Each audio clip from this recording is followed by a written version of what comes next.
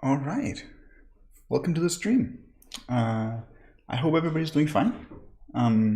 So today, I've had a lot of requests to sort of build a bigger project in Rust, and so today I thought it would be fun to start sort of a longer series where we build a web app in Rust. And the sort of neat thing about Rust is that you're able to use it on both the front end and the back end. Specifically on the front end, you're able to do WebAssembly and run that directly in the browser, which is kind of cool. It's not something I've done a whole lot of. I've experimented with it a little bit. So the idea is to sort of, over time, build a backend in Rust and then slowly also build a front end that talks to that backend that we just made. And we're going to use Rust the whole way through, which I think is going to be a lot of fun. So today we're going to get started on building the backend. The very first thing we need though is we need a name. So if anybody in chat has any ideas for good names, that would be sweet. So like the first thing that we need to talk about in terms of building this app is which crates we're going to use. And there's a couple of crates that we're able to use specifically on the back end. The one that I have the most experience with is called Rocket. There's also one called Actix. There is Warp. We're going to talk about each of these. And there's a newer one called Tide. So Rocket is probably, together with Actix, the sort of most famous Rust framework, web framework.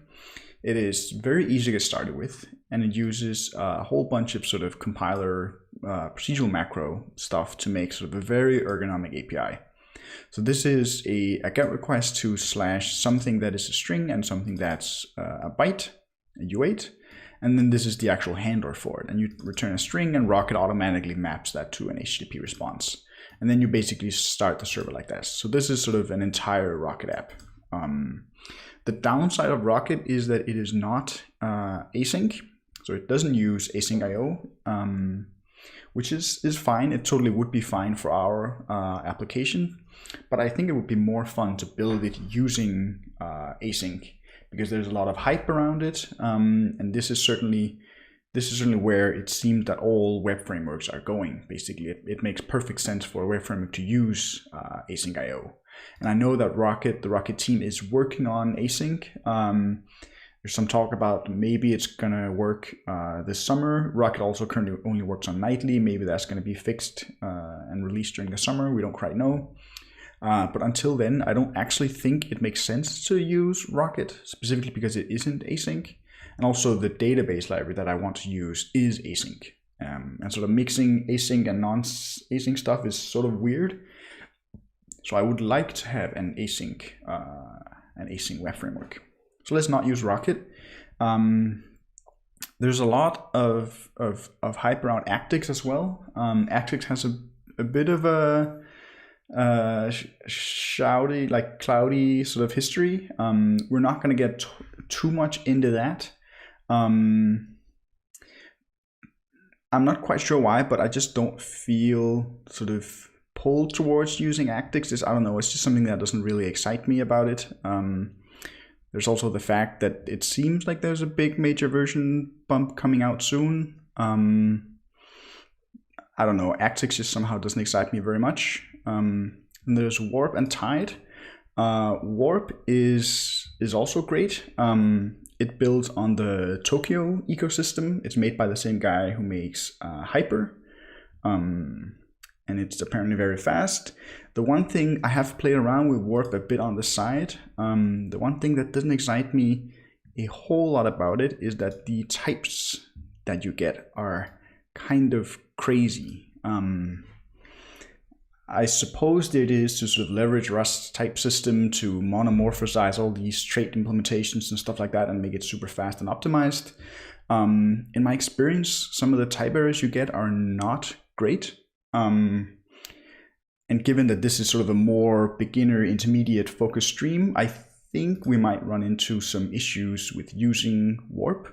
That said, I do think the sort of composable nature of the filter system is very neat. And And maybe if we were to do some other series, we were going to use Warp, or we could consider using it. But for now, I think I actually want to use Tide. I think Tide looks very straightforward, easy to use. It uses I believe it is sort of async runtime independent. So you can use both async standard and Tokyo. I'm not 100% sure. I know it definitely works with async standard.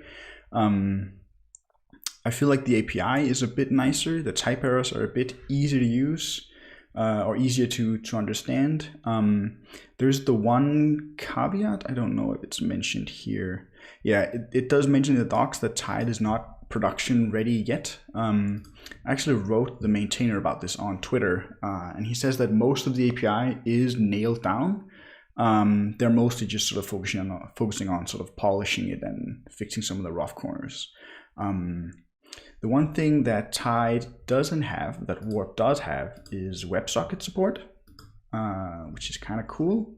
So if we wanted to do something with WebSockets, we would probably want to use Tide or use Warp there, and then hopefully Tide gets it later.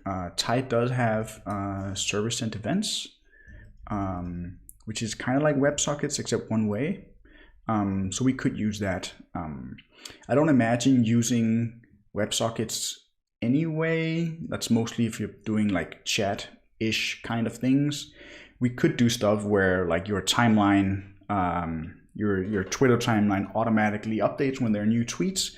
I do imagine we could do that with server-send events as well, though I don't think we need full client-server two-way communication to get that going. But for now, I actually think we're going to go with Tide and see how that works. So in terms of database library, I believe the two biggest ones are Diesel and SQLX. Diesel is the database backend database library for Rust that I've used the most.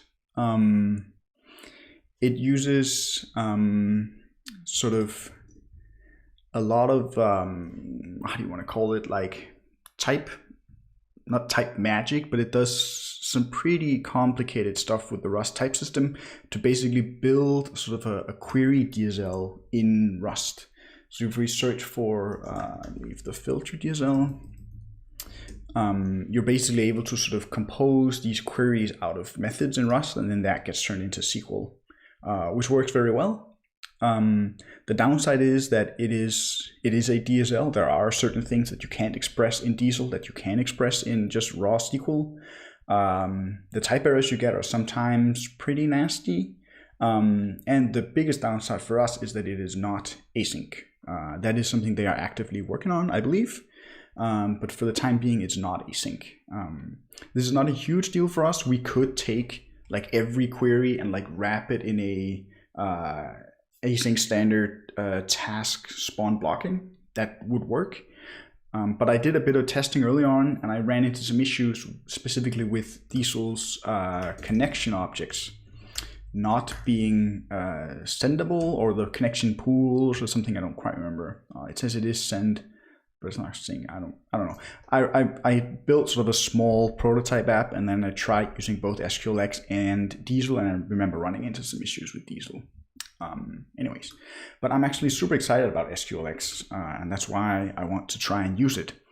First of all, it is fully async, which is kind of nice. And what I really like is that they don't have a DSL for building SQL. They just allow you to write raw SQL.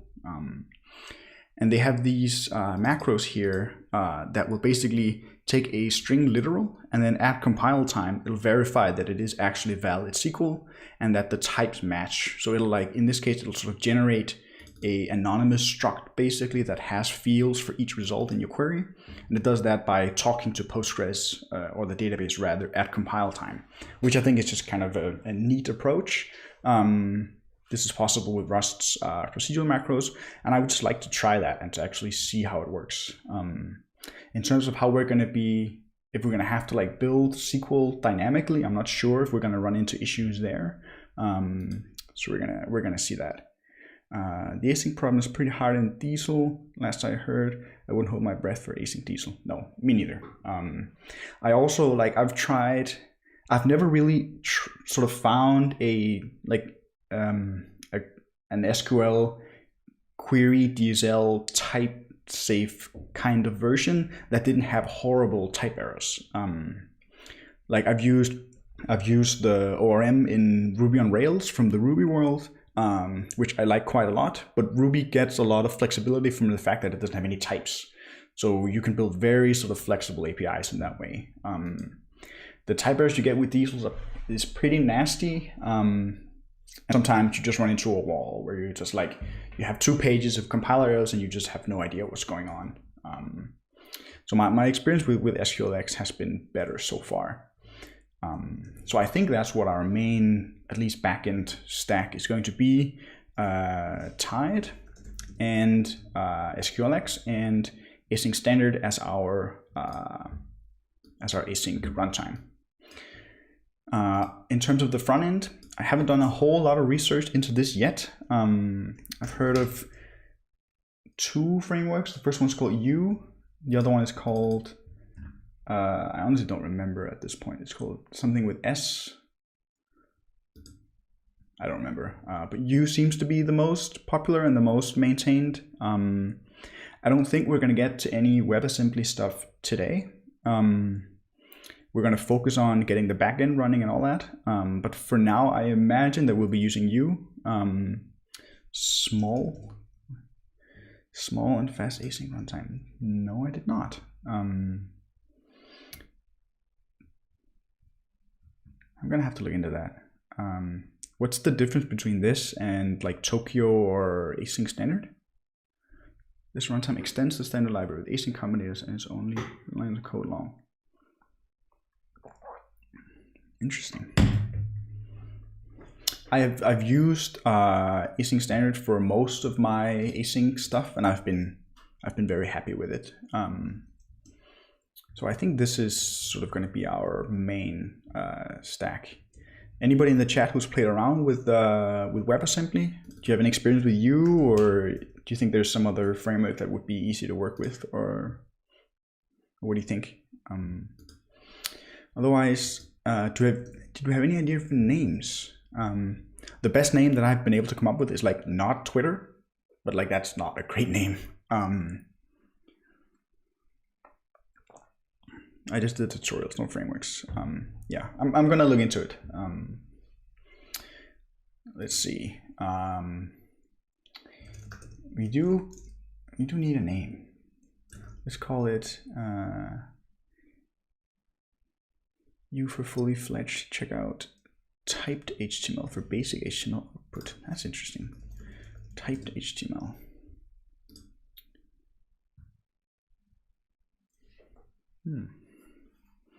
Does this work on stable? Seems like it. What was that? What was the name of the other like HTML templating crate? Mode? I think so. But this is nightly only, right? At least it was at the time that I last looked. But yeah, I think this is really neat, being able to basically embed HTML in Rust through macros. I think it's very nice because it basically allows you to stay in Rust the whole time, which is great. That's the same reason that like JSX from the JavaScript world is nice. I've used type HTML, it works pretty well. Yeah. We might, I think U does have their own thing. We could do server rendered HTML, but like then what's the point of WebAssembly? I guess you could mix server rendered HTML with like WebAssembly, but I've personally never built like a modern client-side app or whatever you call it, like a single-page app, and then just a JSON API for the backend. So that's what we're gonna try to do. And I've purposely not prepared a whole lot. The idea is that we're sort of gonna struggle our way through it ourselves and see where we get. I like Witter. Let's do that. Witter. Let's just say, let's make one folder. Witter. cargo new. It's going to be a binary. Have to get used to typing that. Backend.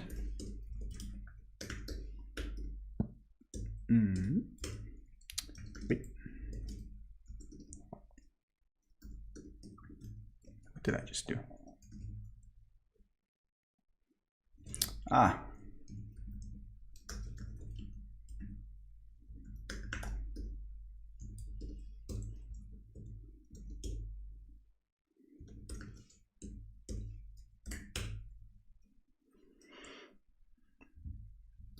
Lots of frameworks compared here.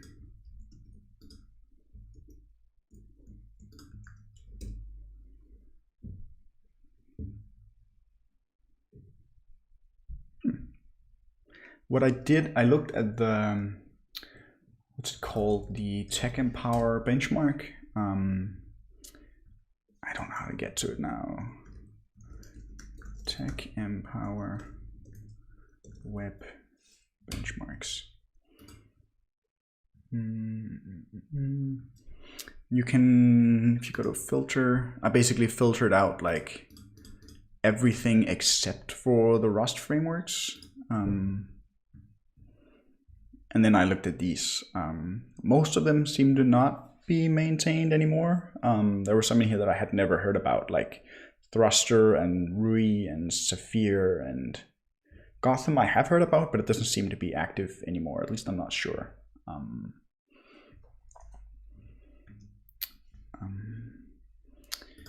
So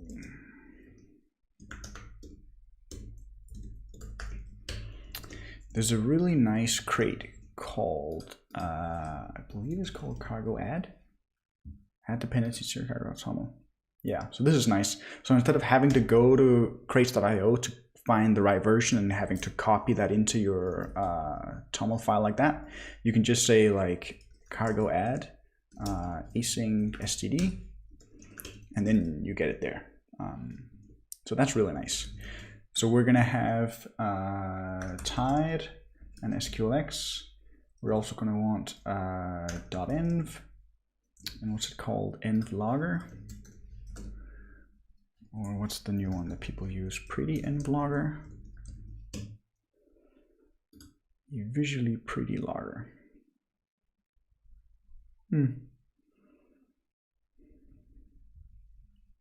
Let's go with that one. Anything else that we need? We're gonna need like timestamps and stuff like that. We should probably use Chrono. So Chrono is a crate for dealing with times and time zones and all of that stuff. And SQLX has integrations for Chrono.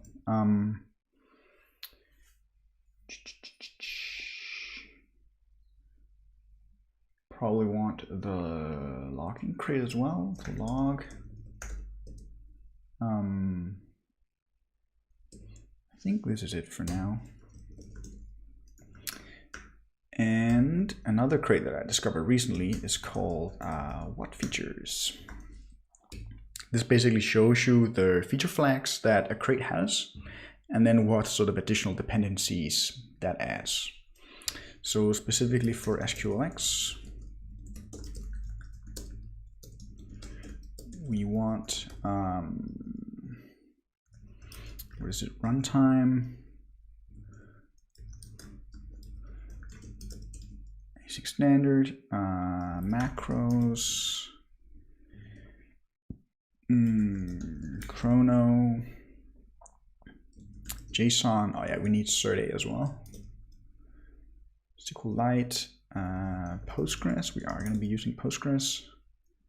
UUID, we need that dependency as well. I think that's it. What did I say? Cert JSON, and UUID.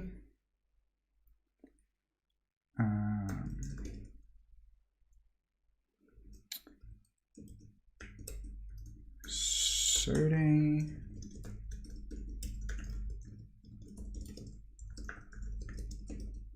We're going to get the derive feature. UUID, what features does it have? Oops.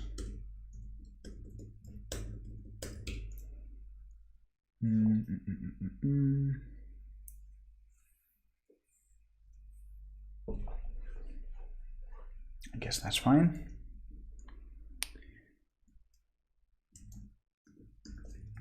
Async standard, I believe that has like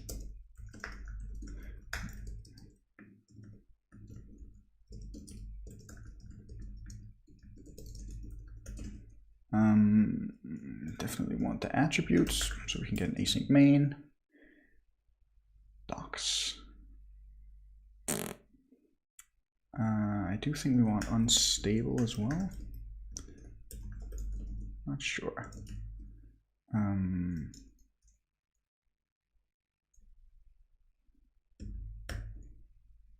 I think this is good for now. Does Tide have any? Nope. Yeah, I think this is good. Let's build. So one other thing that I do like to keep running is I believe it's called Cargo Doc Server. So this is a fork of Cargo Doc Server, which is basically for running. I found it super helpful to run Cargo Doc on your like current crate, the crate you're building, to basically get a look of all the sort of docs of all the packages that you have available. And then Cargo Doc Server is just sort of a small wrapper around that just gives you a static web server that you can go to. So you don't have to do Cargo Doc open all the time. And then I just made a small fork of that allows you to hit enter, and then it'll recompile the docs and other small niceties like that. So that is Cargo Doc Server, like that, and then it'll compile all the docs.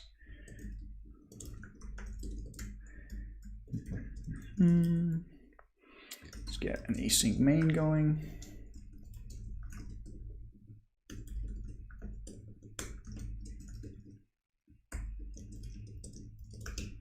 Just see that everything works.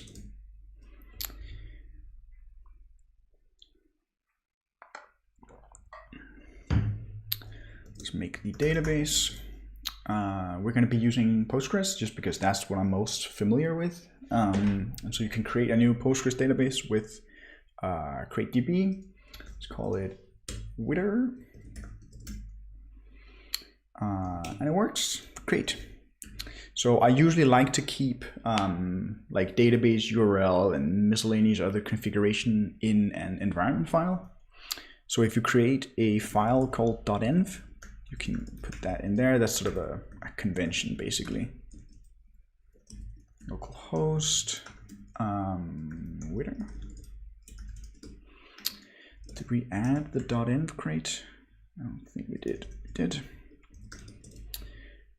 So the docs are here. All right, so with the .env crate, you can basically load up this environment file that we made and expose each of these lines as environment variables, which is nice. And I believe the way you do that is just with the .env function, which is called like this.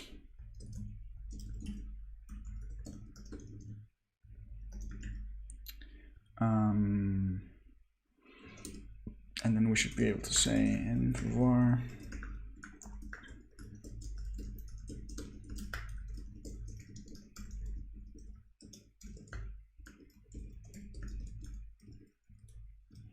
I'm just kind of making sure that everything is wired up, and it seems like it is. All right, so I guess the very first thing is to get the web server running. So let's say Tide. Hopefully they have an example in their docs.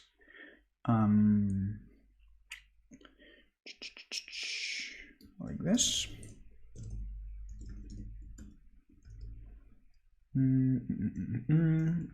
And do we need to return a result from main? Yeah, sure, why not?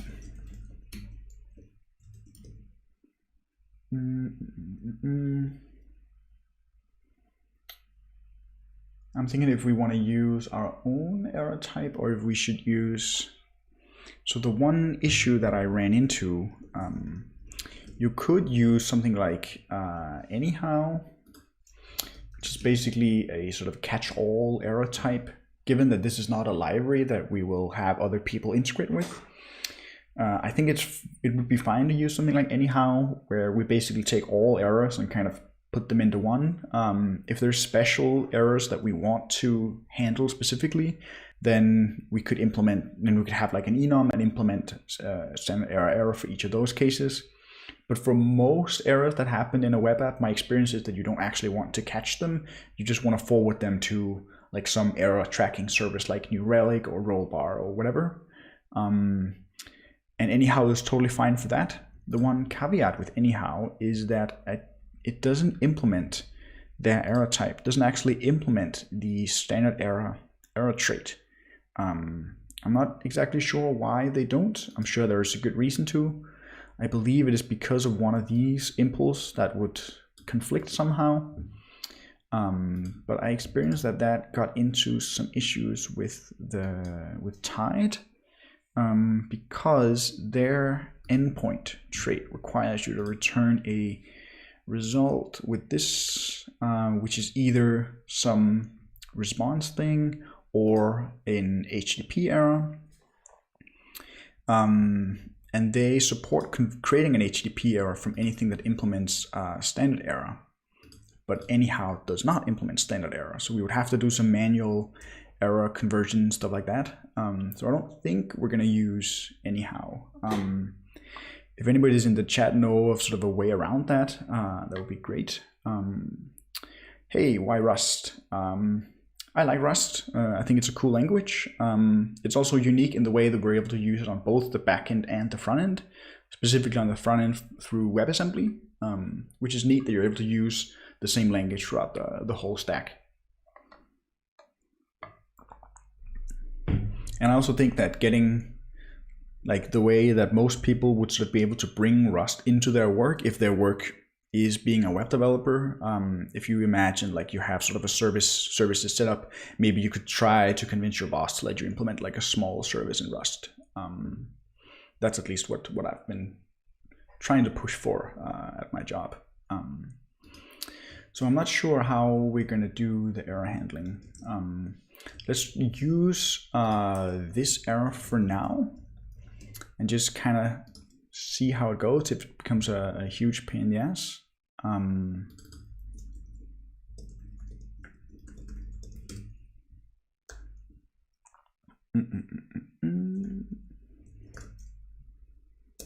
So let's make our own error type.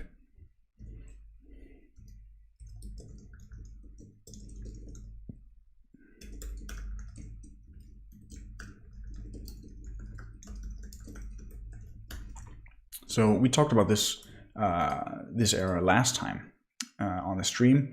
It's basically a really convenient way to basically use macros to create an error type.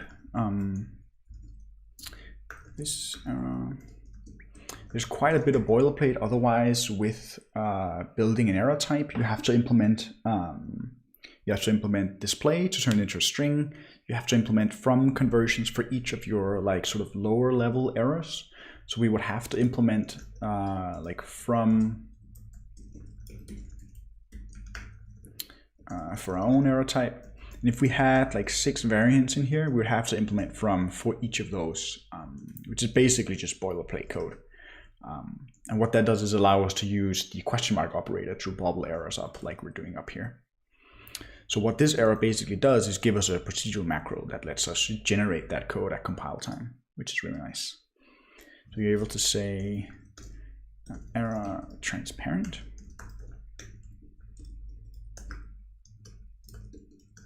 From. So this will basically make, when you show this error, if it happens to be a DB error, then it'll just show the error message for the inner error instead. So this is basically transparent, if you will. So let's say this returns error. And we have have to support IO error as well.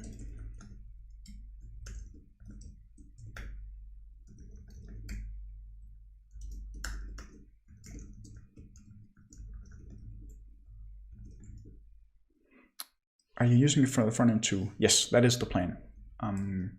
For now, I think we're going to go with a framework called U, which compiles to WebAssembly. Does it affect performance? I'm not sure. What I hear people say is that WebAssembly is about as fast as JavaScript, sometimes a bit slower, sometimes a bit faster. JavaScript is quite optimized in modern browsers. We're mostly doing it because it's fun and cool. And it's not something that I've tried, and there's a lot of hype around it, so I would like to see what it's like. I was looking at Actix. Yeah, Actix is a totally fine framework. I happen to be more interested in Tide, so we're gonna go with that. WASM itself is significantly faster. The interface between JS and WASM is slow. Yeah, I guess that makes sense. Like, we're not gonna be doing any terribly like performance intensive stuff. I don't know if rendering DOM elements would count as performance intensive. We're mostly doing it because it's fun and cool. If I were to actually build like a real application that would like make money and stuff like that, I'm not sure. I would probably go with React just because it's a more mature ecosystem. But this is a toy project, so we can do whatever we want. It seems to be working now. Let's try to run it and see if it actually works. There we go, localhost. What port is it? Hey, it's actually working. The logger is not set up though, otherwise we'd be seeing stuff here. Which logger did we use? We used pretty end logger. How do you set that up? I don't know, go to the docs. This is why I like having basically the docs for all our crates in one easy to find place.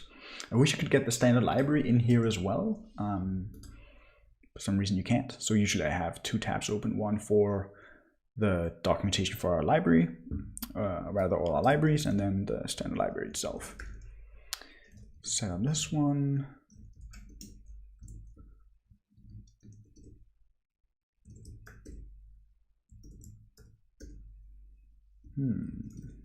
Nothing. It's because we probably need to set this guy.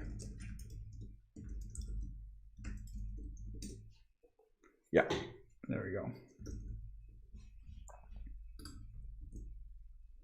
All right, so things are actually working. Nice. Next up, I guess, would be the database.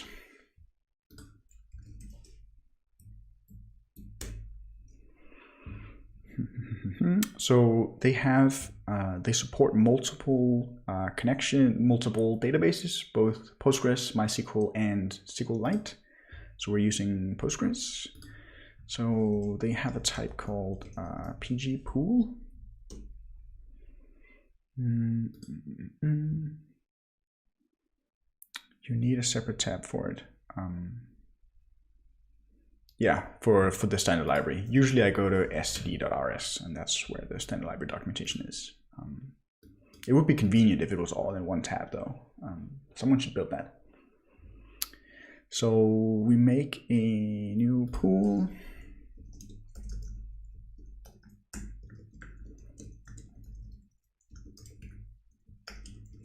First of all, use this guy.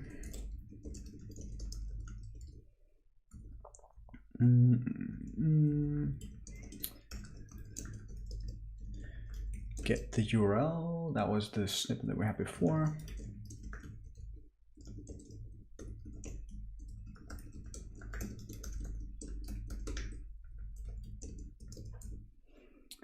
Pool new.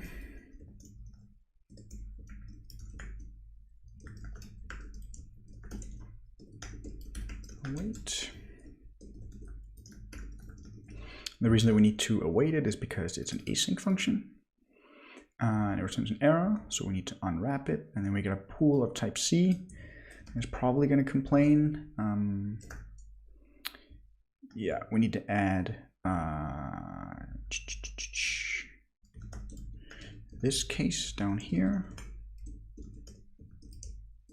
I suppose, I mean, we could unwrap here as well. It doesn't really matter whether you unwrap or return the error immediately from main. It's going to be bubbled up and an error regardless.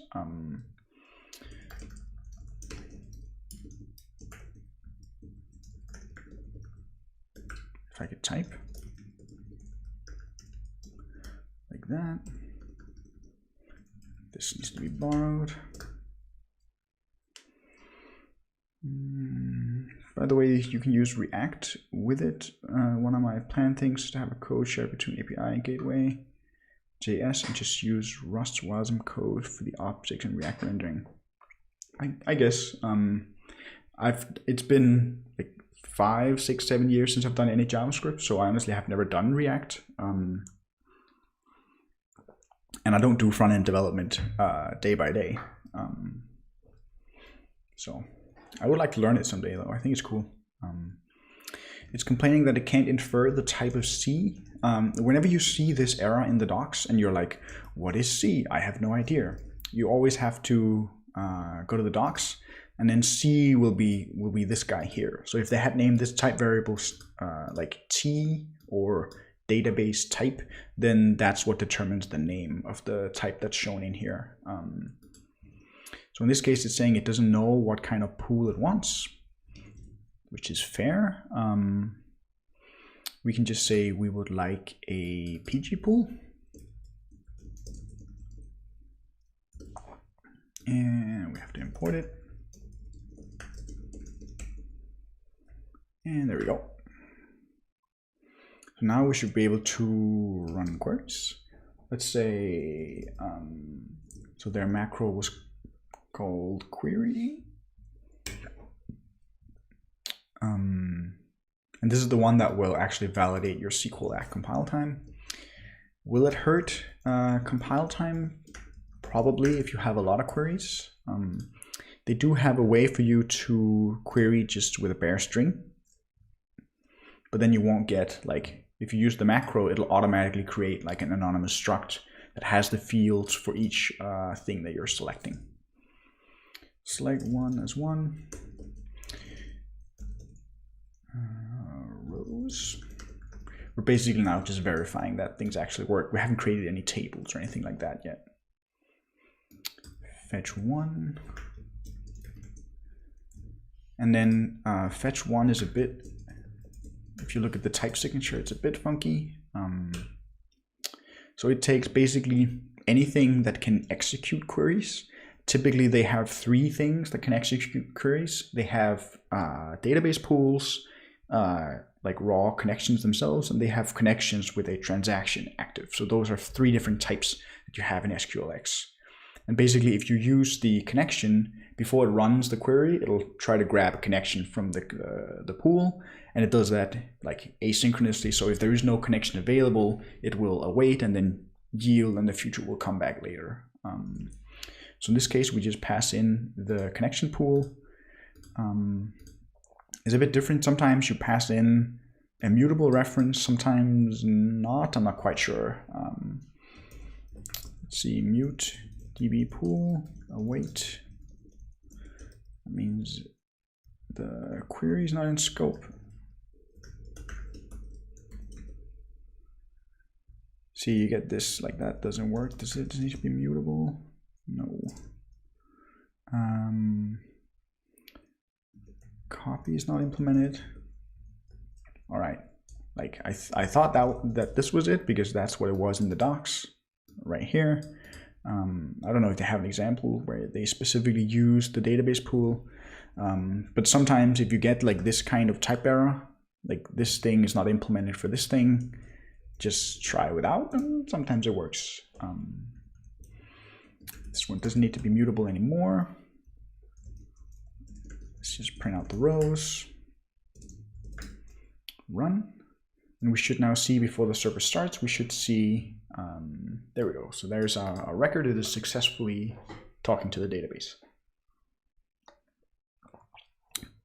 All right, So now we need to basically give this connection pool to Tide, basically, and sort of make it accessible to all our handlers.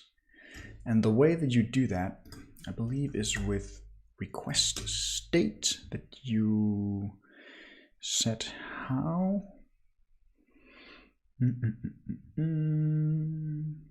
No. So this server thing, when you make an app, this is a server.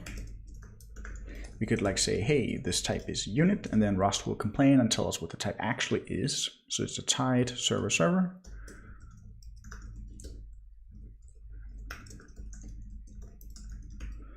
Like that. And it's complaining that it's missing one type argument. So there needs to be something here. So Tide has this concept of server state, basically, which is any sort of state that all your handlers need access to. This could be a struct that has your database connection pool. Maybe it has a connection to Redis, a connection to background jobs, maybe some other HTTP client connections, whatever, basically any shared stuff that you need across all your handlers. And this state needs to be sent against static. Send means that you need to be able to send it across threads. So you need to be able to send your state from one thread to another. This kind of makes sense, right? Because we are running a multi-threaded web server. So we couldn't send the state back and forth between the threads. That would be kind of a bummer. It needs to be sync, which basically means that you need to be able to have sort of, how do you say that? It needs to be synchronized across threads. So it needs to be able to, when there's multiple people that are sort of accessing the state at the same time, possibly mutating it, then it needs to handle that, and that you don't get race conditions and stuff like that. So if you want mutation within your state, you would need to use something like a mutex, for example, to wrap it in. And the tick static just means that it can't have any references inside it. So like your state cannot be, if we say like struct state, it cannot have a reference inside it, like this. I don't know, that's some URL, that's just a string. Like that. So this wouldn't work. This guide does not implement static. It only implements tick A. And you can sort of think that that does make sense, right? Because this URL is borrowed from somewhere, which would probably be created in main. And that would be like dropped immediately after booting the web server, right? But the server kind of runs forever. Like we don't really know when that ends. So that's that. And by the way, chat, if there's any questions at any point, just let me know. I think the only thing we really need in our state so far is the connection pool. So we could obviously make the connection pool our state, but just to make things a bit more maintainable, I think we should have an actual state struct just with one field. Say db pool is a pg pool.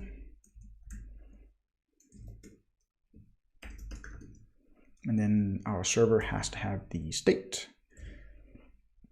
And then you can create it by calling with state instead of new. So you can see the new state returns a server where the state is always a unit. So that's basically a server that doesn't have any state. So you say server with state.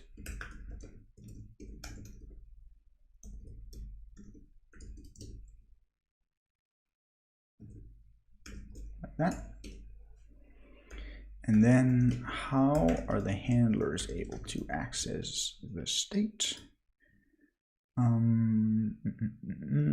you call .get, and it gets like some type in here. That's probably a request kind of thing.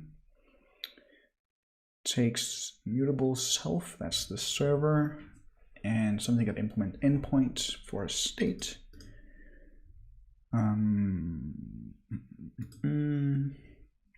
So in this case, we're passing in an async closure,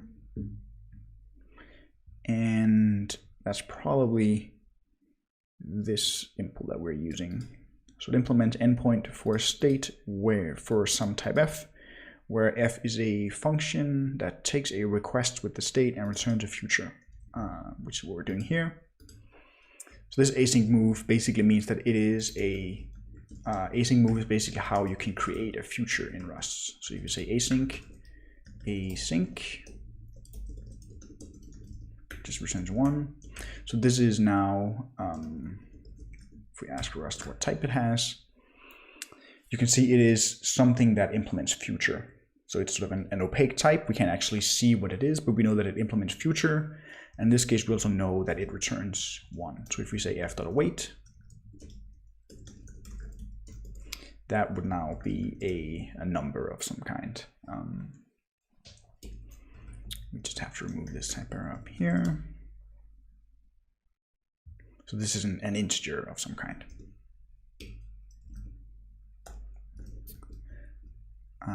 So async move. This is the request with the state. How do I get the state out of the request?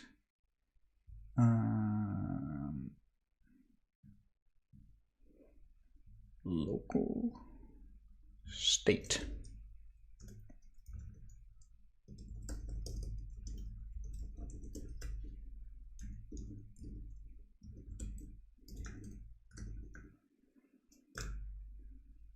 Type annotations needed. Whoa.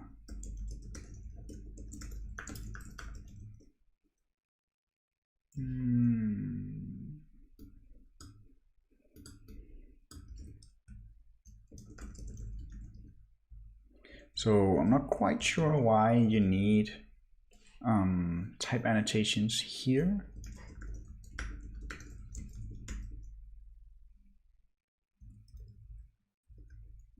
But you didn't need them before? And it's not because it needs this, it needs to know what type the state is, because if you just say underscore, which just means inferred, then it works just fine. Anyways, but if you ever run into an error like this, where basically you can't infer the type of your argument, it's a pretty easy fix. You just need to add the type like that. And in this case, if you do this sort of syntax with the bracket and the underscore, that means that it's a request with one generic argument, and you're basically telling the compiler to infer it. You often see that if you have like some iterator, and you call collect, you can say collect into a vector of numbers, for example. But if it's obvious, like from the type information, that the iterator contained numbers or i32s, then you can just say underscore, and then the compiler will basically infer that, which is kind of nice. So now we have the state. That means we should be able to get the database pool.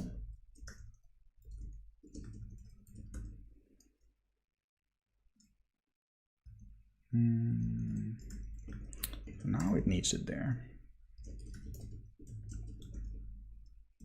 Right.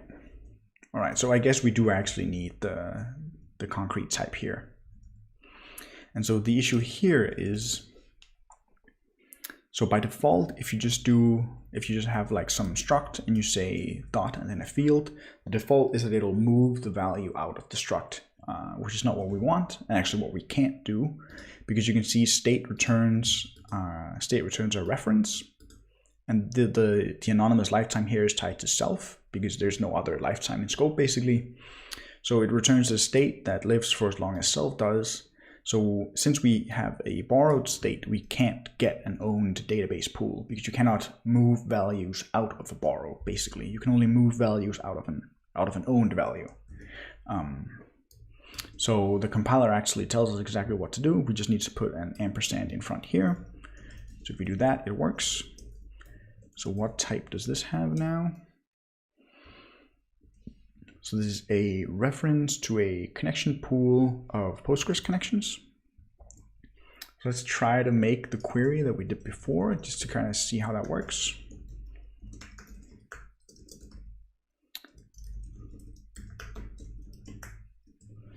Fetch 1. Wait.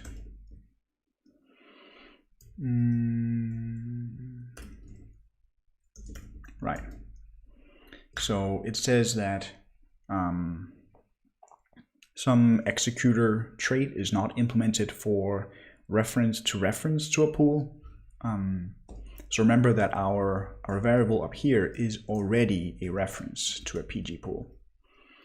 So here we're basically taking a reference to a reference, which apparently you can't do.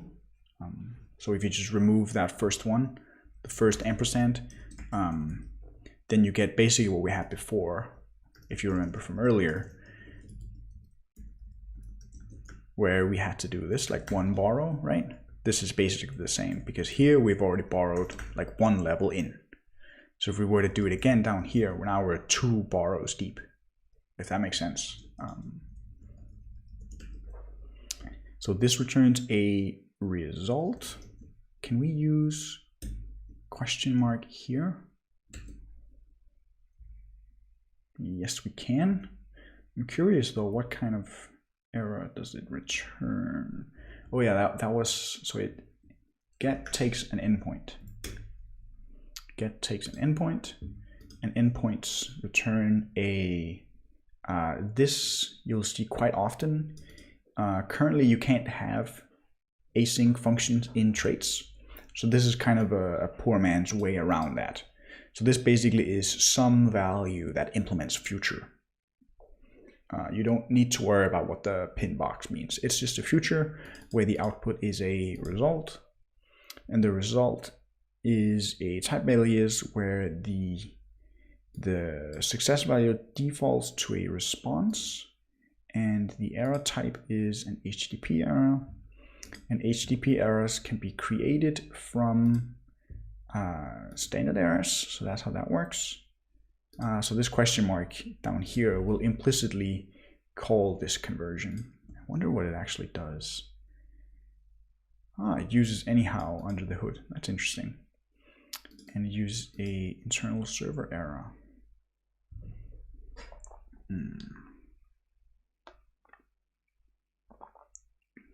That might not be the error that we want.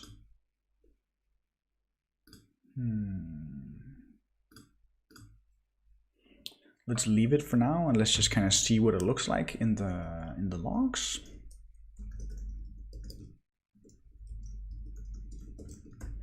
Let's print it out.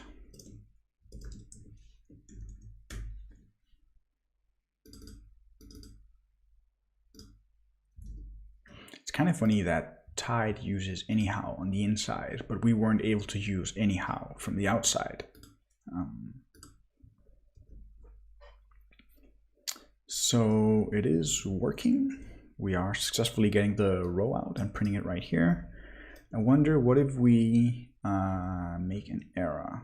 So fetch 1 will, I believe, error if there is no result.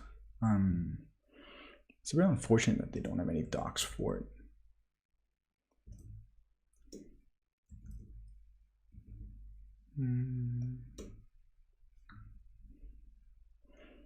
Well, but it basically assumes that your query returns at least one result. So a way that we can make it return no results is we can say where 1 equals 2. So that's always false, and this query won't return any results. So we should get an error here. And I'm just curious, what will that actually look like in the logs?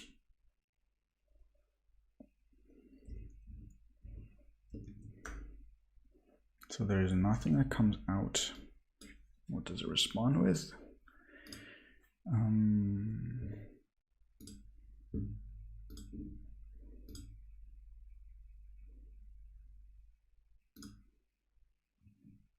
Response is 500, that makes sense. And it just logs an error. And it does include the endpoint, which I guess is nice. I guess we could like work around and like add a middleware that would catch all exceptions as well, and like add a stack trace and stuff like that. I'm not quite sure that that is necessary for the time being. I think this is fine. The question now I'm wondering is, do we need our own custom error down here? I guess we still do, right? Or do we? I'm thinking if like we're probably going to end up with some set of functions that actually process the requests and not like we might have some like domain function that like create a tweet and update someone's timeline and stuff like that. And I'm wondering if it makes sense for those to return HTTP errors. I'm not sure. I guess it would be fine. I think actually we're gonna nuke this guy. That means that we're gonna remove this and this. So we can't no longer use question mark inside main because it doesn't return a result anymore. We can just unwrap.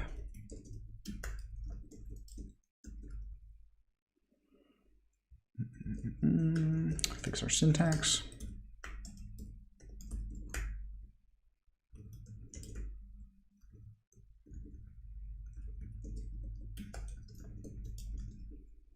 Like that, still works. Normally you don't want to unwrap your errors. This is mainly for libraries, because if you imagine that you have some consumer of your library and your library panics, it's basically up to your consumer now to catch that panic and deal with it somehow, which is very very annoying. But for an application like this, I think unwrapping is fine, especially in main. Like if the database, if we can't connect to the database, we're kind of screwed. We can't really do anything at that point. So we would want some hot error of some kind here. So this is fine. How do we return JSON?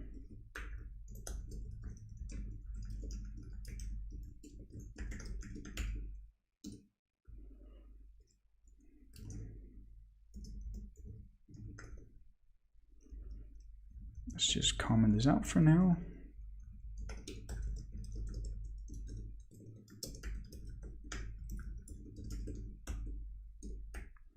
Can you just go okay JSON?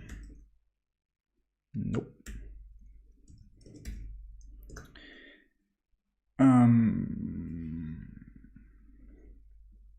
So it says that you cannot convert a JSON value into a response.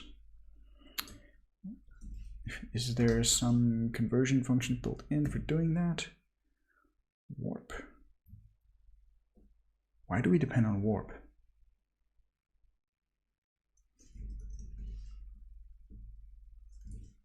That's weird. Why is warp here?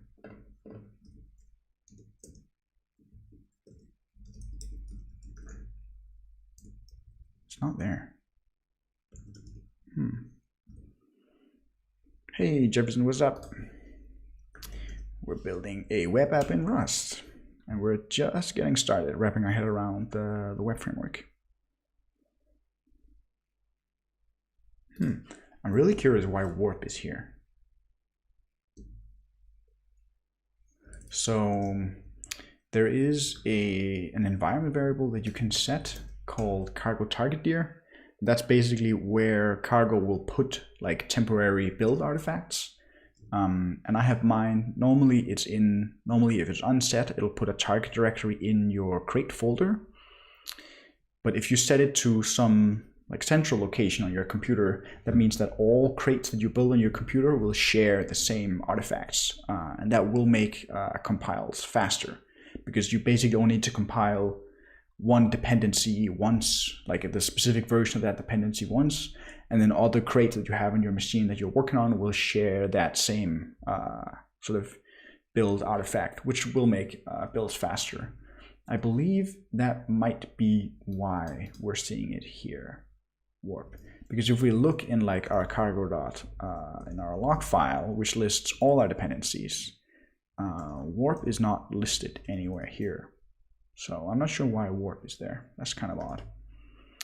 Are you self-taught to program in Rust? I guess, like, I didn't go to school in Rust. I've been programming for a lot of years, but there's if you want to learn Rust, the official sort of recommended way to do that is to read the Rust programming language book, which is basically the official online book for how to learn Rust. And it is very, very good. It's very good. So I've been doing Rust for like 2-3 years, something like that. And I started reading this book, and then I've just been writing code and watching videos and reading and learning about it. So that's how I recommend people get started. Anyways, what were we doing? Oh yes, JSON. I'm wondering if there is some tied response body JSON.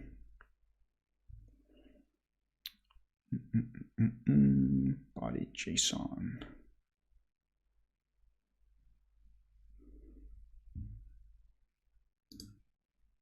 Encode a struct as a form and set it as the response body.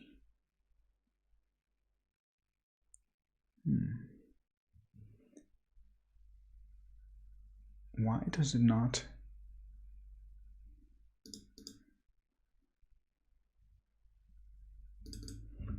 Their docs are out of date. All right.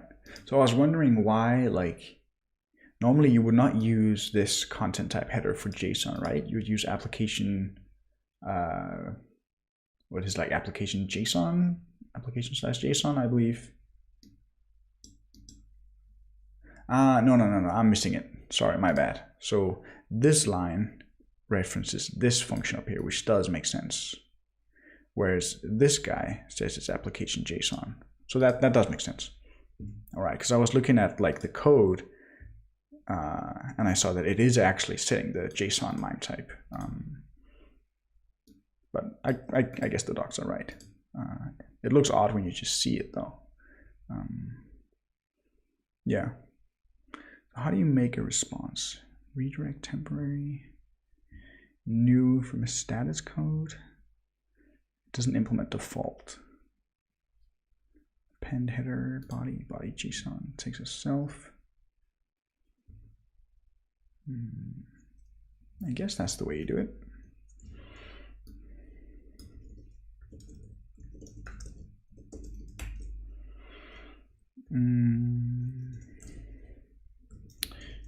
Response, new, what's the status code?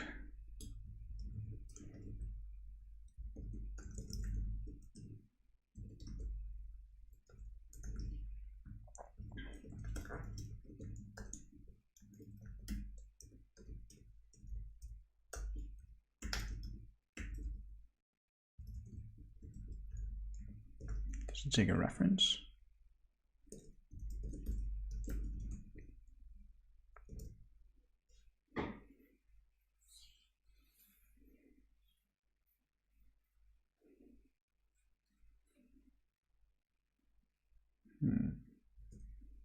So it's complaining that our function returns a result with a response or a JSON error. It's probably because set body JSON can fail. This result is an error. Yeah.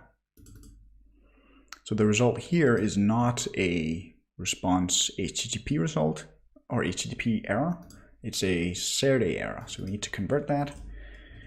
The easiest way to do that is probably add the question mark here. That works. You could also do like map error from like that.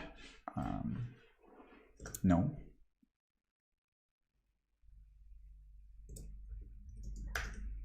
What was the type of their HTTP error? I have so many error types. Type HTTP error.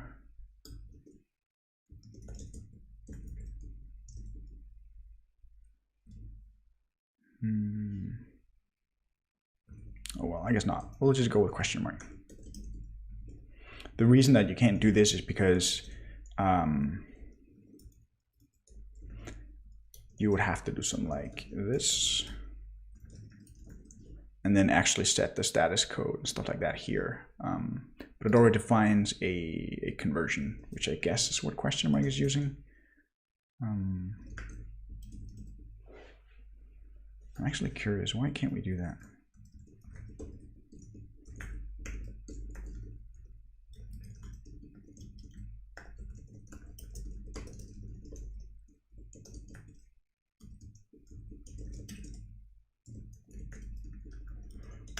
We're basically just desugaring the question mark to see what happens. As far as I'm aware, question mark returns this, right? Unit. That works. Isn't that the same though?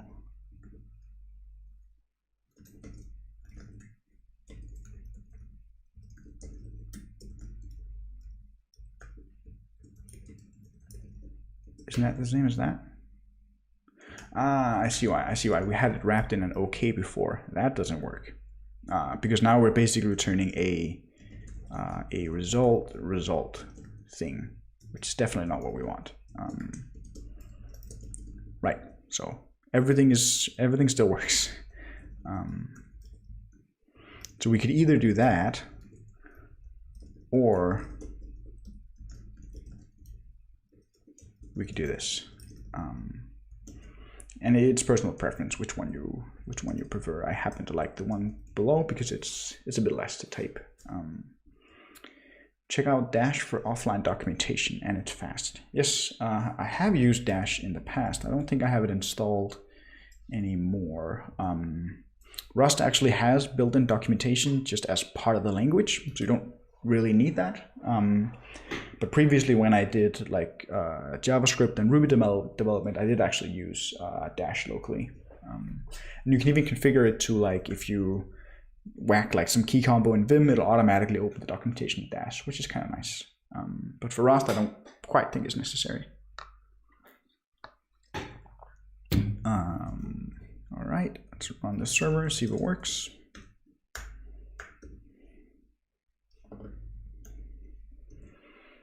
There we go. We did get our stuff back.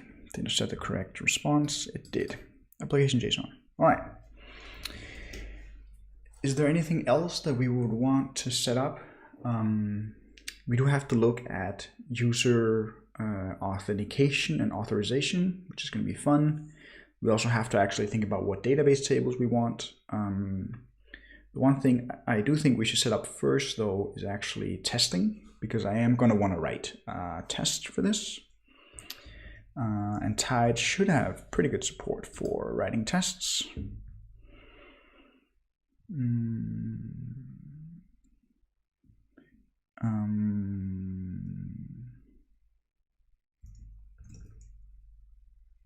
Warp test.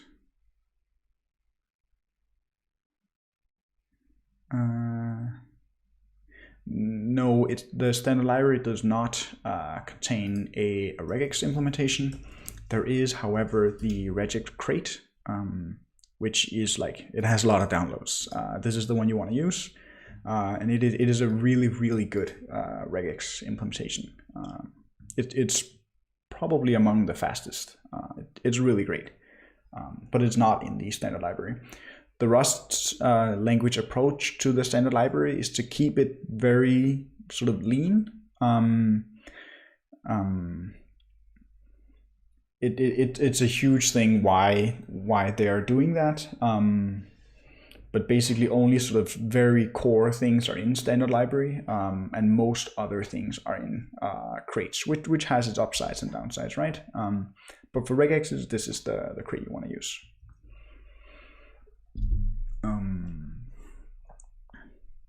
Tide test. Sample middleware state handle main.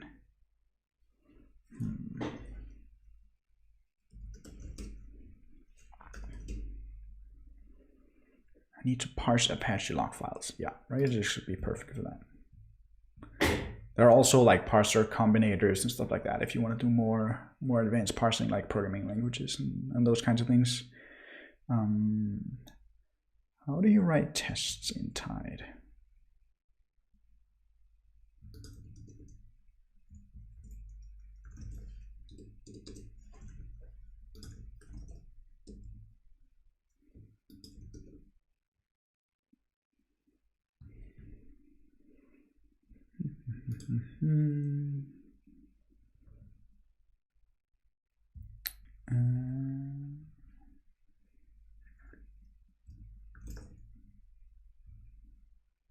Route.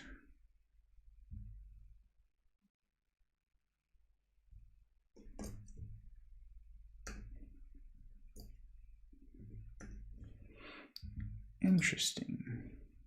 Do they have examples of how to write a test? Examples.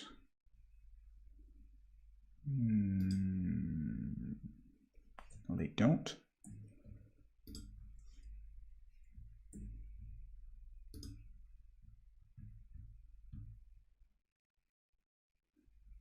Has anybody in chat used Tide before and knows how to get started writing tests for it? Routing and extraction, middleware, evolving approach, channels.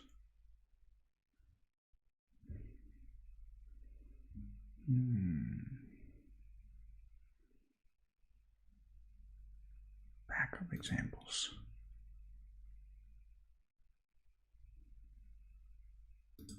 Tests. I guess this is how.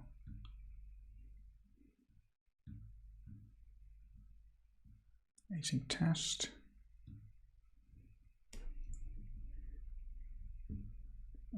Response. Why are these commented out? Comment out tests. Oh.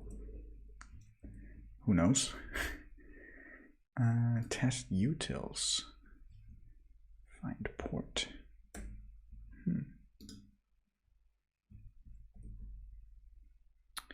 Interesting. All right, let's just try to copy one of these that we saw from before. I was wondering, like, why aren't these async tests? And that's just because they just block directly on the future. I believe this is a method in or function in async standard. Offer response, make request. What is make request? Make server.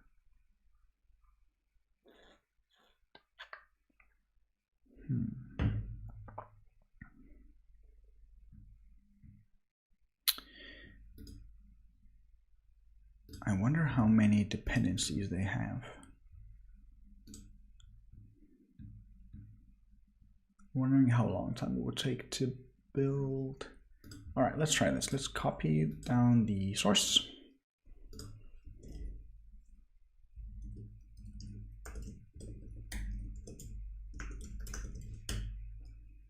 And just step into it and look at it. It's Rust code. We can read it.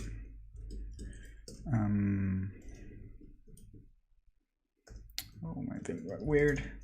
Let's just build it.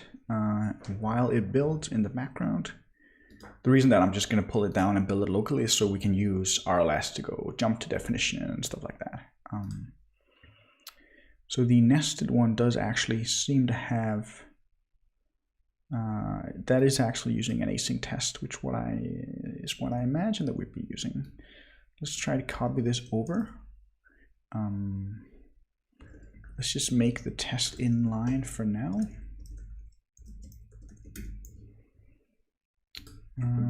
Pull in a bunch of imports. Whoa. HTTP service mock make server.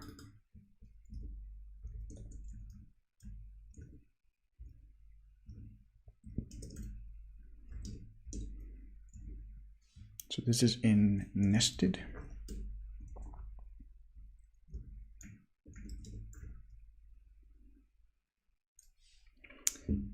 So up here is my CPU usage. So it is currently working very hard. It's probably RLS. Yeah. Oh, Rust Analyzer.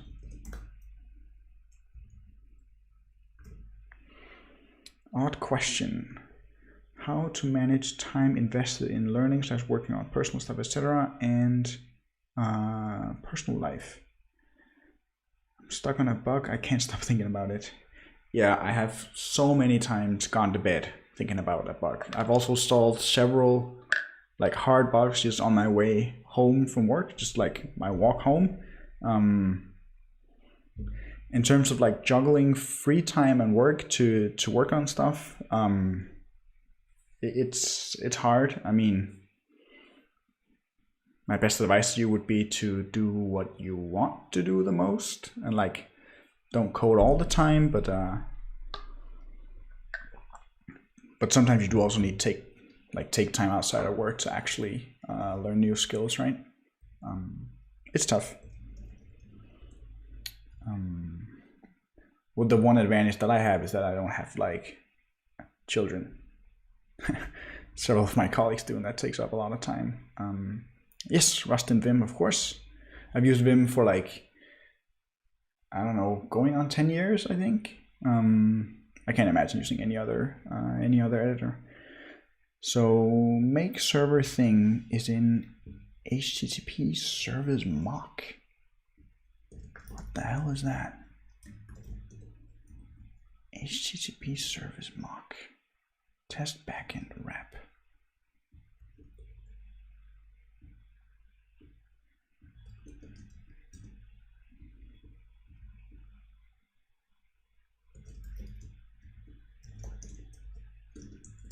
Is this a crate? It is a crate. Create HTTP service server mock test response against your app.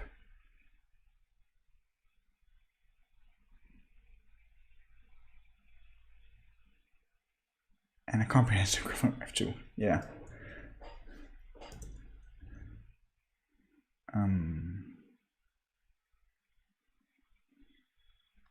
I guess the best thing you could do is to like find a place to work that allows you to have like hack days or hack weeks from time to time where you can sort of work on whatever project you want.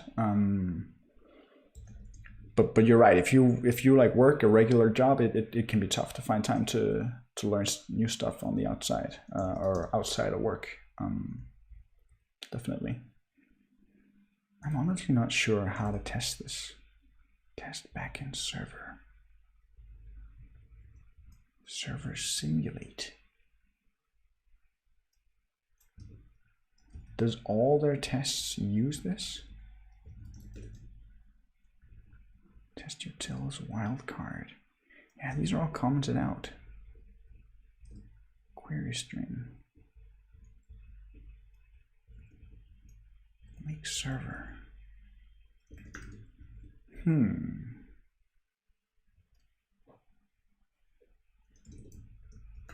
Rust tied testing.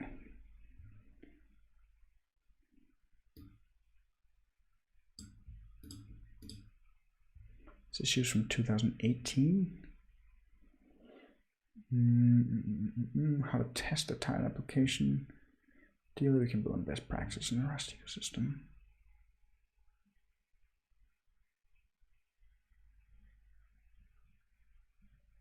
Called with that.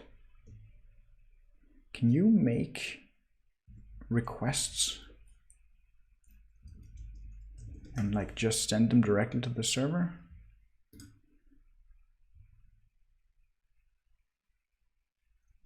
No, that's a request. Header method. Param query URI.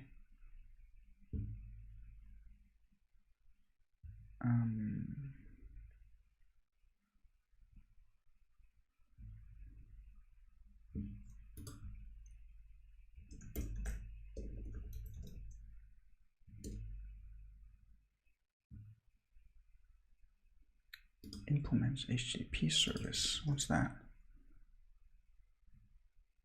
Connect, respond.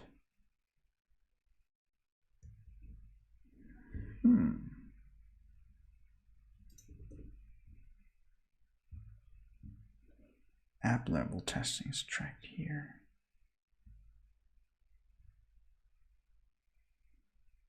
Tied app. Async function for request response with HTTP service.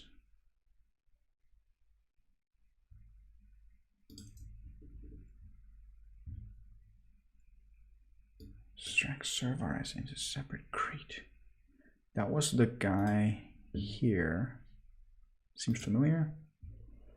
I found this, by the way. Yeah, I think that's what I found here. Does that have examples of how to actually test it? Application, web, tests. What crates do they have? They have the same thing, HTTP service mock.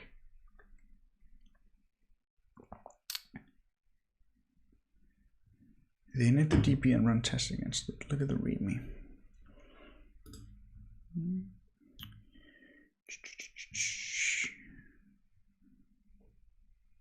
Running tests.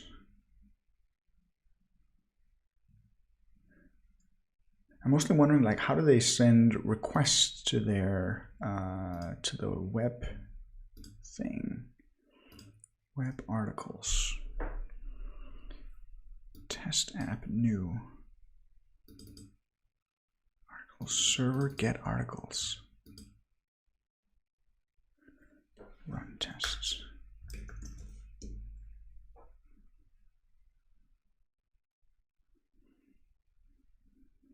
Yeah. So this is sort of what I would expect, calling cargo test. But I'm like, what does the Rust code look like that you actually write to run your tests? Helpers generate. Extract server as into separate crate. I think we're going to have to use this crate. Who is this guy? Rust async. It seems to be a legit thing. It was updated somewhat recently. Depends on futures. Let's look at their docs. Test backend make server. Gives you a test backend. I can simulate a request. That is HTTP types. I believe that's what Tide uses internally as well. HTTP types. Yeah, that's one of the creators of Tide, I believe.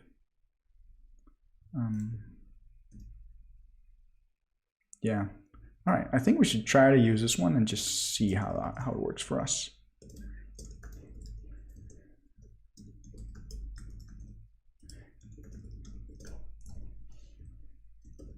And we're gonna want to update our docs as well.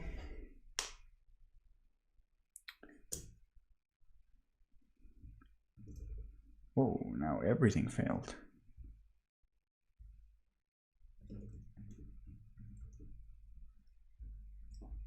Ah, that's because we still have this guy in here.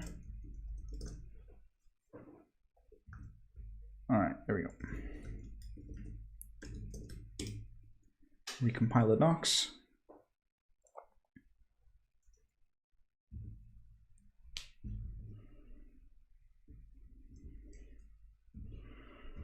So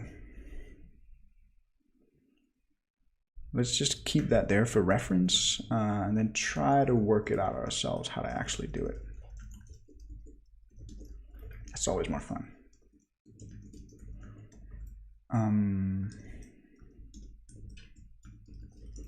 Async standard test.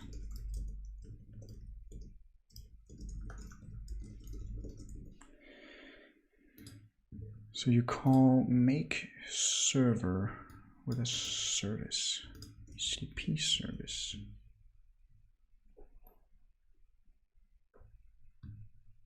What the hell is this?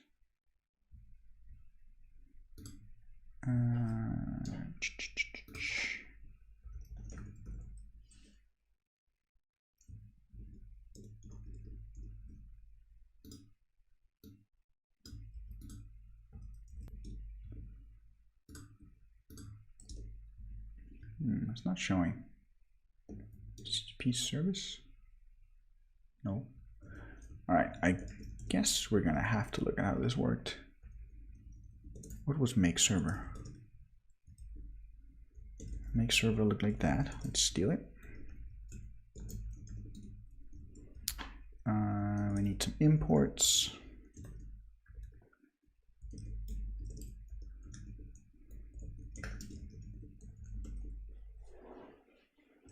Unresolved import HTTP service. HTTP service mock. HTTP service. All right.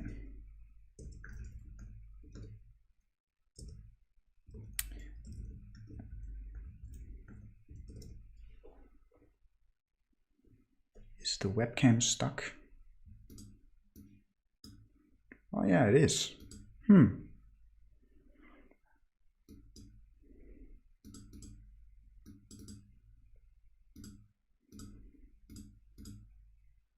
There we go.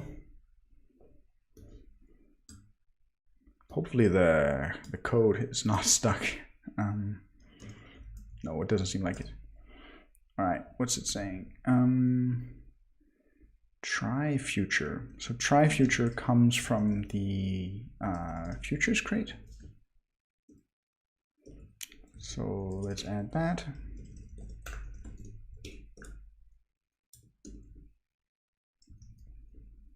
And we have to import it.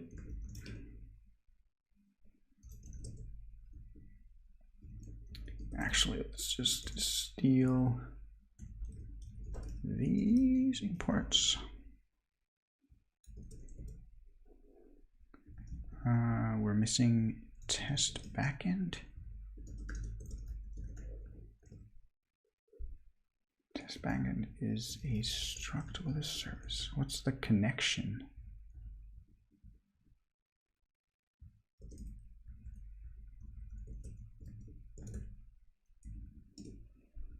Who knows? Maybe we should have gone with warp. Maybe that would have made testing easier. No function wrap on test backend.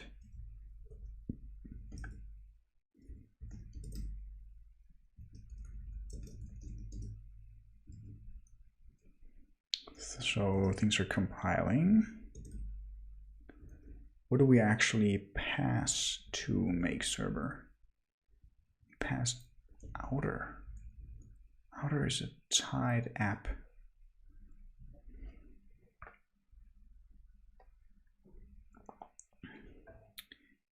Nest the inner app on /foo. Why? They don't have any state here either.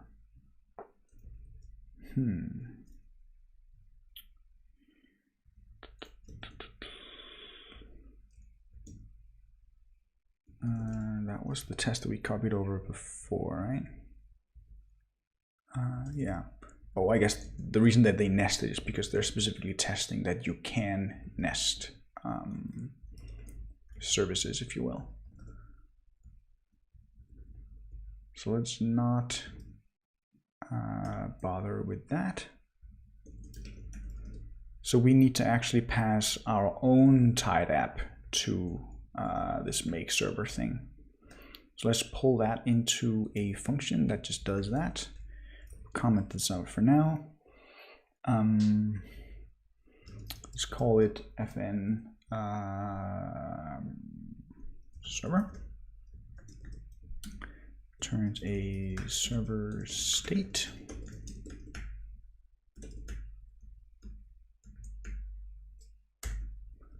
Like that. And it needs to be async.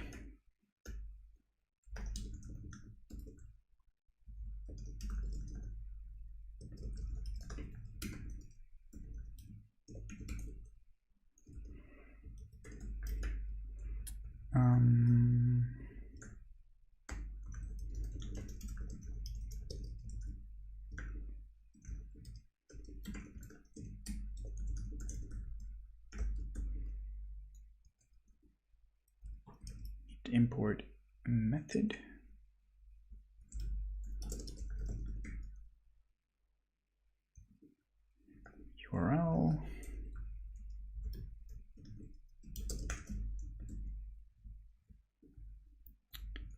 URL is not there. Often Rust is able to guess which URL type you actually mean. There's no method in the root either. Where do they get them from here? They come from HTTP types, which is not a dependency that we have either. Odd that you have to add so many dependencies just to be able to write tests. Request is imported twice.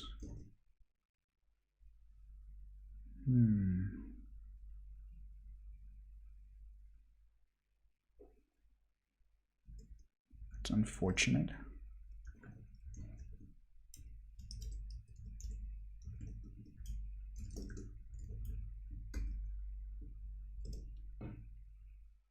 Oh, that works.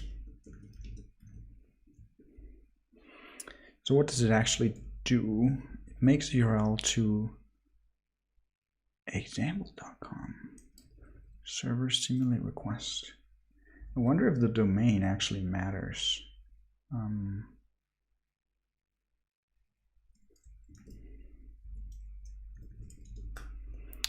Ours was just add /.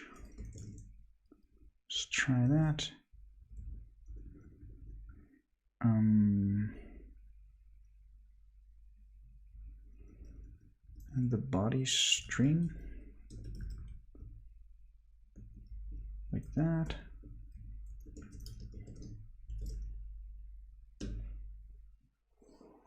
I have no clue if this is gonna work. Fuck, it didn't. Error value not present, 23. Because we need to set up the environment first. I suppose the logger as well. Let's just do that. All right, I mean, it worked. Funny that we see stuff in the logs. Normally that is captured by cargo, right? Let's just see that it can actually fail. All right, it does seem to be working.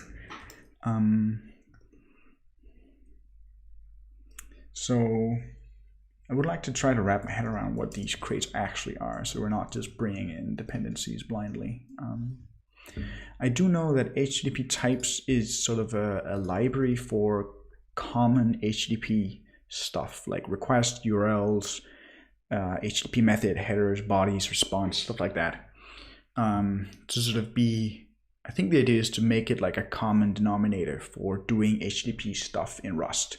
So if you have one HTTP client and another HTTP client, supposedly they should be easier to make interop with each other because they both use the same underlying HTTP types. I think that's the idea of this. HTTP service, I don't know though. HTTP service. Types and traits help implement your own HTTP service.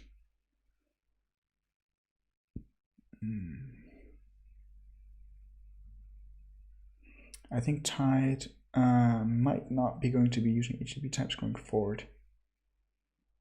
I think it's Tide, it might be Warp. Yeah. I'm not sure. I do think Tide uses them. So if we look at Tide,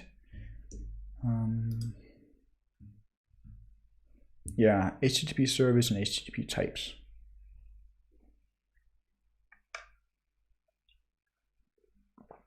Are you using anyhow crate for easy automatic error handling?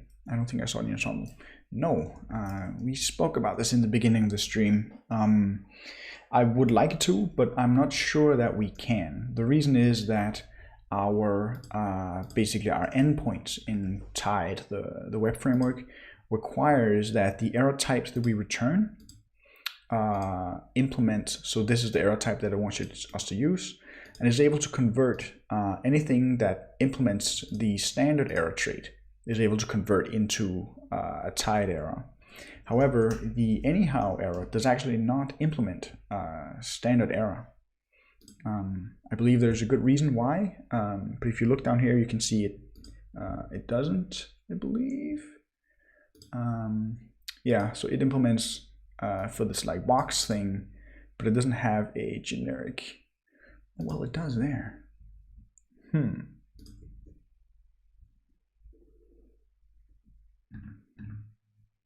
Good question. I'll make a note to try it. I did try it while I was just playing around earlier this week, and I couldn't get it to work.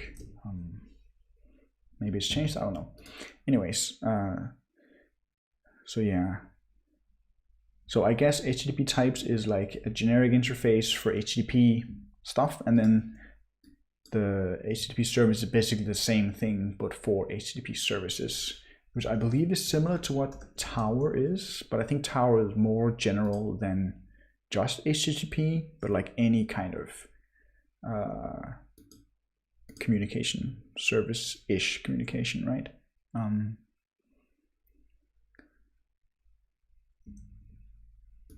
Yeah, so I guess the crates are sort of all part of the same family, if you will, so the same building blocks. All right, so stuff is actually working.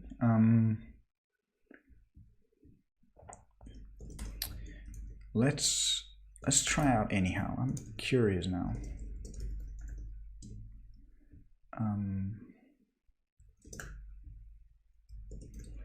So if we're able to say,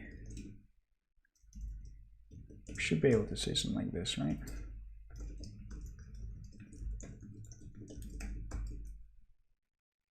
Yeah, this is the error that I ran into. The trait std error is not implemented for now. Right. Yeah, I confused myself before. So you're able to convert a standard error into an anyhow error, but the standard error trait itself is not implemented for anyhow error. So that's why we can't use it as a as the return value for our endpoints.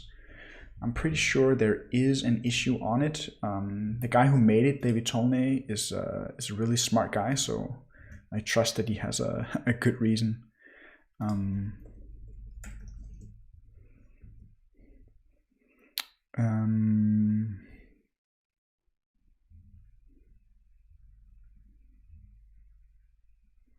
Why doesn't error implement standard error? Yeah, I mean, you can read this issue if you want.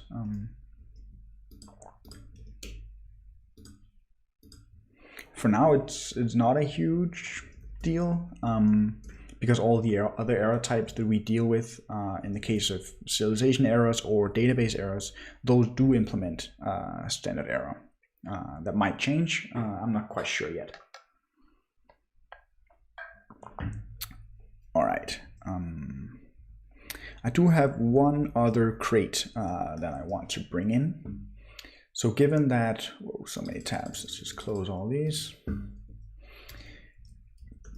Given that we're going to be working with building a JSON API, I actually have a crate that I've built myself, assert JSON diff, I believe. So normally, if you're just comparing, you can imagine that we return like some huge JSON response that has several objects with several keys, and like there's lots of nesting going on. You totally can compare those just using the default assert EQ macro that comes with Rust. But I built this thing that will basically diff two JSON values and give you like super readable output that tells you exactly how they differ.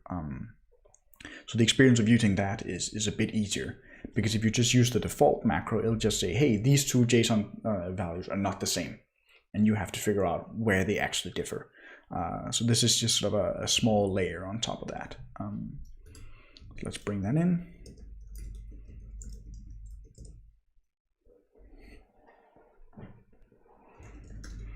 And then we want to actually get the body out as JSON. You're able to say body JSON. No, that's just set it.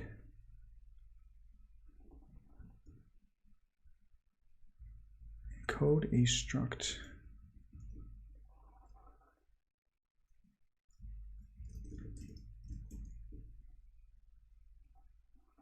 HTTP types response.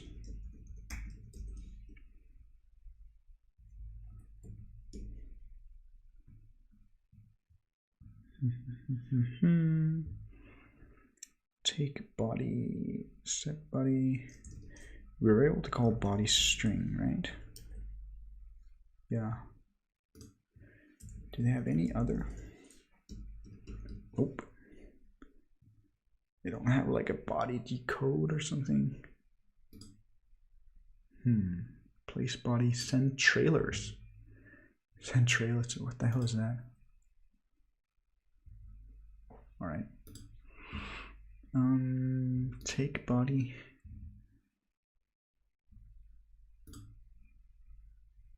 From reader into reader. Oh well. So what we would do,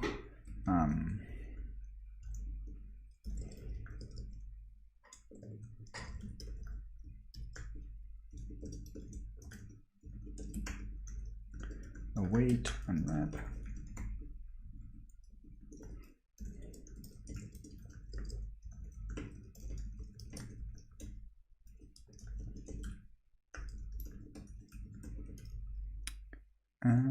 Import that. In Rust Analyzer, you are able to auto add imports, but for some reason it doesn't work with the LSP library that I use in Vim. I should really file an issue on this. I have no idea what's going on. So for now, we have to add imports ourselves.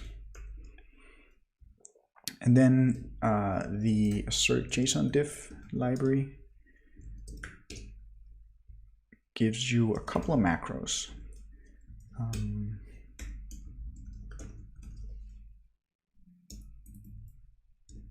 So it gives you assert JSON include, which takes the actual JSON, so in our case, the response, and then the expected value, which would be like the response would actually expect.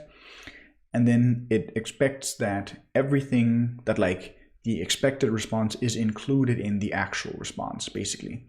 So what that means is that you're able to have additional fields in the actual response that you don't list in the expected response. This is so that if you have like a JSON object with like 10 different fields, but you only care about one of them, then you don't have to specify all of them in the expect. You can only sort of specify just the ones that you actually care about, which is kind of nice. But like it doesn't work the other way around. So if like a key is missing from the expected, then that'll obviously be an error. Whereas it has one also called assert JSON EQ, which is asserts that they are exactly the same, but it still gives you the nice sort of diff looking error messages. So if you do web development with a lot of JSON and you're writing tests, which I hope you are, then I recommend you check out this crate, even though I did make it myself. Let's bring that in just to make sure that it works. So the actual is this guy. And then the expected is 1, 2, 3. And we just need to import it, which Rust doesn't do by default anymore. Assert JSON include.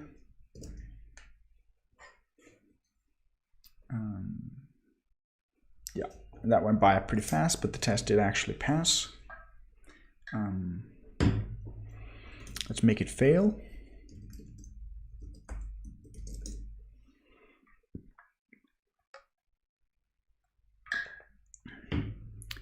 All right, so this is an example of what the error message looks like. So it expected that whatever is at index 2 expected 4, but actually got 3, which makes sense. All right. I'm thinking we're going to want to pull some of this stuff into a separate test library. So let's make a mod tests. So this attribute basically means that this module will only be included if we compile our crate for test mode. So when we compile it in release mode to actually run it on the internet, it won't include all the testing code. source tests mod rs.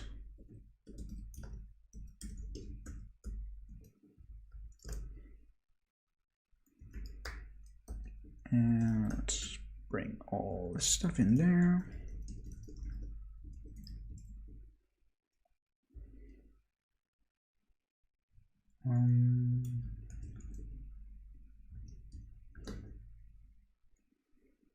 Cannot find server. I prefer to not use glob imports because just like reading through the file, I find that it can be difficult sometimes to figure out where stuff actually comes from. So we're just sort of making all the imports explicit here. There we go. So this is actually working now. I usually, for these kinds of setups, I have a separate module called something like test helpers. Test helpers, where you can put in like test helper code, basically. Test helpers rs. And I'm thinking it makes sense to put this stuff in there. If I could use Vim correctly, that would be nice. We probably need all these imports.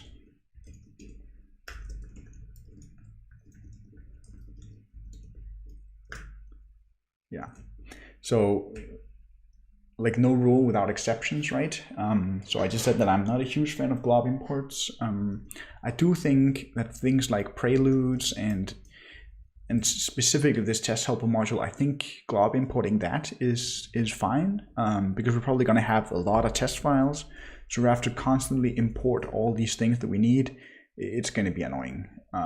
It's not a huge deal because typically we are running Rust Analyzer and we're able to use jump to definition.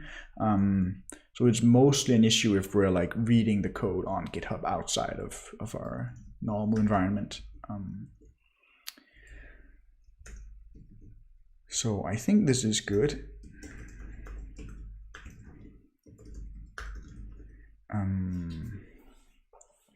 It's so weird that we need to provide example.com. Can we do without that?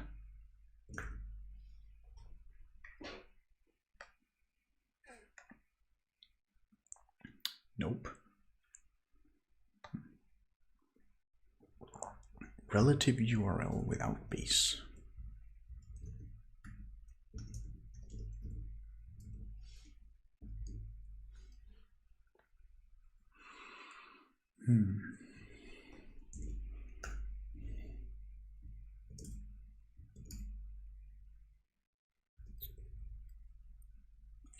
Yeah, I guess that's fine. If there's no way around it. What I do want though, since like pulling the response out of since parsing the JSON response body, since parsing the response body as JSON, there we go, is something that we're going to do in basically all tests. I would like to add a small extension function basically to the request or to the response that lets us say like something like this, right? JSON is a value, res body JSON, like that. But this method is currently not there, but we can add it. We can also make a function. We could make it like that. Would you suggest to learn Rust to do a data scientist plus Python hobbyist? Or is Rust overkill? It intrigues me. I have a need for a specific